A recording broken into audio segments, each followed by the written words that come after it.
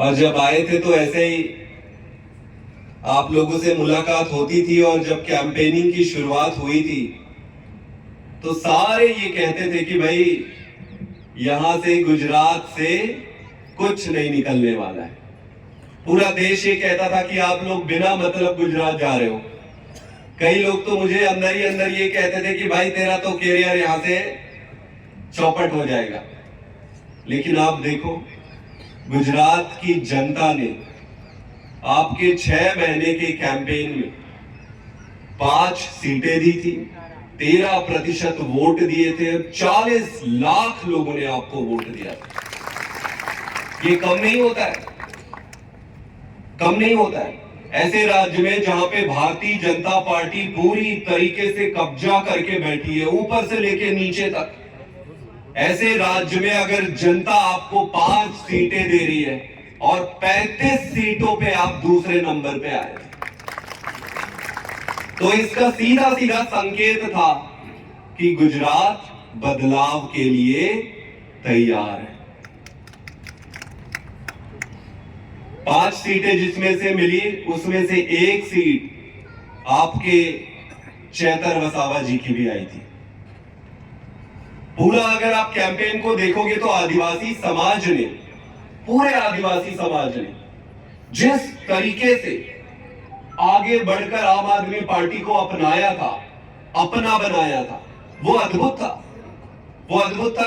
वो कहते हैं ना, लव एट फर्स्ट साइट, और जब प्यार हो जाता है तो उसको समझ नहीं आता कि भाई प्यार हुआ क्यों है। तो पूरे आदिवासी समाज से, इस पूरे क्षेत्र से ऐसा प्यार हुआ आम आदमी पार्टी का कि आज पूरा आदिवासी समाज, ये पूरा एरिया क्षेत्र के लोग आम आदमी पार्टी को अपनी पार्टी मानते हैं, उसको अपना अपना मानते हैं। अब उनको लगता है एक ही पार्टी है जो उनका अपना है, और वो है आम आदमी पार्टी।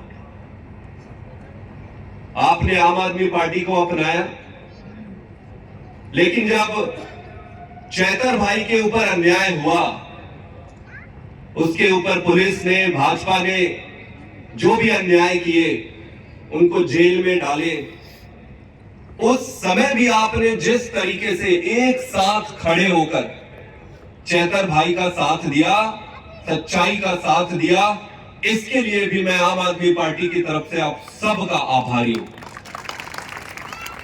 हर बार आपने यह साबित किया है कि आपका और आम आदमी पार्टी का आपस में अटूट संबंध है, और यह संबंध अब टूटने वाला नहीं है।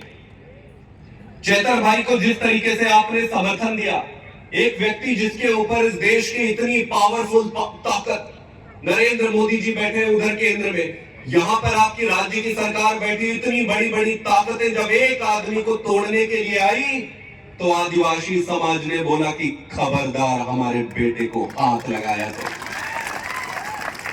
आदिवासी समाज खड़े हो गए जरा, बोले भाई साहब, तुमको खरीदने की बहुत एक्सपीरियंस होगा, तुमको तोड़ने की बहुत एक्सपीरियंस होंगे, डराने के भी तुमको बहुत एक्सपीरियंस होगा, लेकिन चैतर वसावा आदिवासी का बेटा है, गुजरात का बेटा। तो भारतीय जनता पार्टी के सारे फॉर्मूले, ये फॉर्मूला बनाते हैं, फलाने आदमी को इतने पैसे में तोड़ लो, अगर वो पैसे में नहीं टूटता है तो उसके माथे पे बंदूक लगा के डरा के तोड़ लो, और अगर उससे भी नहीं टूटता है तो उसके परिवार पे हाथ डालो। धिक्कार है ऐसे लोगों को, कायर है वो लोग। अगर चैतर को मारना है तो खुलेआम मारो, चुनाव में आओ, हमसे लड़ो, चुनाव लड़ो, हराओ। खबरदार जो परिवार पे हाथ डाला। चैतर भाई के साथ साथ इनकी जो पत्नी है, उनको भी इन्होंने जेल में डाला। क्यों डाला था मालूम है जेल में? अभी इन्होंने डायलॉग मार ही दिया है। इनको लगा था कि जेल में डालेंगे, भाई पैसे से तो खरीदने की कोशिश कर लिए। पहले चैतर को इन्होंने खूब ऑफर दिए, कहते थे कि भाई तेरे को चुनाव लड़ना है ना, तो तू भाजपा से आके चुनाव लड़ ले। चारों तरफ से मैसेज भिजवाए। चैतर ने बोला नहीं। फिर इन्होंने सोचा कि भाई अब क्या करें, फिर इन्होंने बोला कि भाई चलो अगर चुनाव नहीं लड़ना है हम आपको इतने करोड़ देते हैं। अब इनके करोड़ की गिनती नहीं है, इतने करोड़ नहीं तो इतने करोड़ नहीं तो इतने करोड़ नहीं तो इतने करोड़ करोड़ करोड़ करोड़ गिनते जाते हैं। चैतर ने बोला नहीं। फिर इन्होंने प्लान बनाया कि भाई साहब ये आदमी तो टूट नहीं रहा है, तो इसको फिर षड्यंत्र करके इसको बोले फिर डरेगा, अगर पैसे से नहीं झुक रहा है, अगर लालच से नहीं टूट रहा है तो डरेगा। तो इन्होंने इनको और इनकी वाइफ को जेल में डाल दिया। मैंने 2 महीने इन्होंने रखा। जब तक ये जेल में थे इनके पास आदमी भेजते थे, वो आदमी कहता था कि अब भी समय चैतर मान जा। चैतर क्या बोलता था? ना। चैतर ने सबको बड़े एक शब्द में बोल दिया कि भाई झुकेगा नहीं।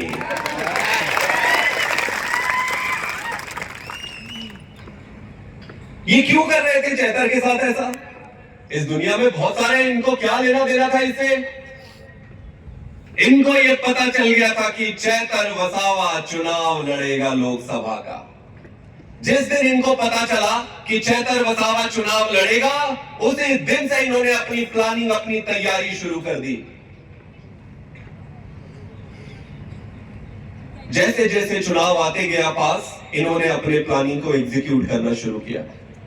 आज जब ये तय हो गया है कि चैतर वसावा को खरीदना नामुमकिन है, चैतर वसावा को झुकाना नामुमकिन है, चैतर वसावा को डराना नामुमकिन है, तो आज अब हम चुनाव लड़ेंगे। आम आदमी पार्टी ने चैतर वसावा जी को अपना कैंडिडेट बनाया है।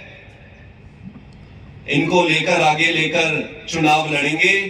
भारतीय जनता पार्टी 26 सीटें हैं गुजरात में।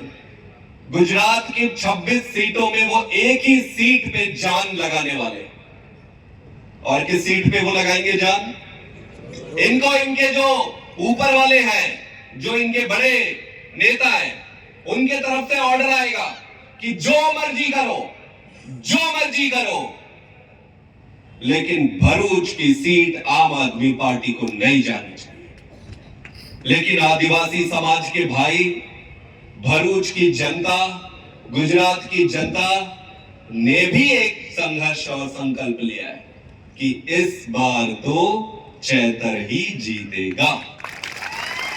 अभी ये लड़ाई चैतर वर्सेस भाजपा की नहीं है, अभी ये लड़ाई आम आदमी पार्टी वर्सेस भाजपा की नहीं है,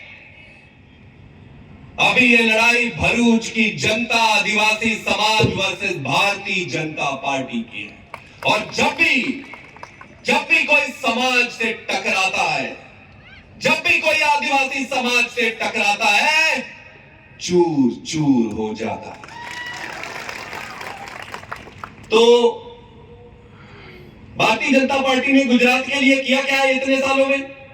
अभी मैं पार्लियामेंट में मैंने प्रश्न पूछा, मंत्री जी सामने बैठे थे, मैंने मंत्री जी से पूछा कि मंत्री जी, पैसा कानून को तो आपने कागज में लागू कर दिया, अब जमीन पे कब उतारोगे? मंत्री जी खड़े होके कहते हैं कि यार पैसा कानून क्या होता है? मैं बोला कर्म फूट गया हमारे। अरे जिस मंत्री को नहीं मालूम है कि पैसा कानून क्या है, तो भाई साहब तुम लागू कैसे करवाओगे? एक दिन और चर्चा हो रही थी, पेपर लीक होता है ना, पेपर लीक हो रहा था, उस पे ये कानून लेके आ रहे थे। उस कानून में ये कह रहे थे कि भाई जो पेपर लीक करेगा उसको 3 से 5 साल सजा देने होगी और 5-10 लाख उनको जुर्माना होगा।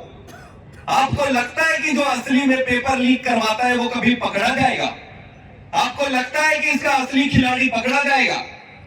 इसका असली खिलाड़ी पकड़ा कैसे जाएगा? वो सारे तो भाजपा के नेता है, इनके कोई मंत्री है, कोई नेता है, इनकी पार्टी में ही सारे हैं ये जो पेपर लीक करते। तो मैंने कहा था कि जो भी पेपर लीक में शामिल हो उसको उम्र कैद होनी चाहिए। गुजरात के नौजवान, गुजरात की जनता नौकरी के लिए, रोजगार के लिए दर दर भटक रहे। आप यही ले लो, ये पूरे नर्मदा जो डिस्ट्रिक्ट है और इस बेल्ट में इतनी इंडस्ट्रियां, कंपनियां लगी हैं, इसको कहते हैं कि इंडस्ट्रियल हब है इस पूरे जिला को। यहां पे लोकल लोगों को नौकरी मिल रही है क्या? मिल रही है क्या लोकल लोगों को नौकरी? किसी के बाप क्या है क्या नौकरी? हमारा नौकरी है, हमारा अधिकार है एक एक नौकरी पे यहां पर नहीं देते, चोरी कर लेते हैं। सड़क बनाने के लिए इन्होंने जमीन का अधिग्रहण किया। जमीन मां होती है, मां होती है। मैं किसान का बेटा हूं, मुझे मालूम है जमीन क्या है। जमीन मां होती है। हमारे जमीन पे कब्जा किए, सड़क बनाएंगे बोल के आज तक कई जगह प्रोटेस्ट चल रहे हैं। मुआवजा नहीं मिला उनको, मुआवजा नहीं मिला उनको। मजाक बना के रखा। केंद्र में भाजपा की सरकार है, बार बार सरकार है, बार बार सरकार है, बार बार सरकार है। राज्य में भाजपा की सरकार है। इन्होंने सिर्फ और सिर्फ, मैं भगवान साक्षी है, आदमी इंसान से किसी से डरे ना डरे, भगवान से तो डरता ही ना। भगवान साक्षी है। अगर आप सोचो कि भाजपा क्या करती है, तो भाजपा एक ही चीज करती है। भाजपा अपनी पार्टी को बड़ा करने में लगी हुई है और देश को छोटा करने में, तोड़ने में लगी हुई है। तो यही भाजपा की देन है। आप ये मुझे बताओ कि क्या आदिवासी जो है उनको रोजगार का अधिकार नहीं है? रोजगार का अधिकार है या नहीं है? आदिवासी जो विद्यार्थी है, क्या उसको स्कूल मिलनी चाहिए, नहीं मिलनी चाहिए? मिलनी चाहिए, स्कूल नहीं मिलनी चाहिए? आपको लगता है कि अच्छे अस्पताल होने चाहिए यहाँ पे?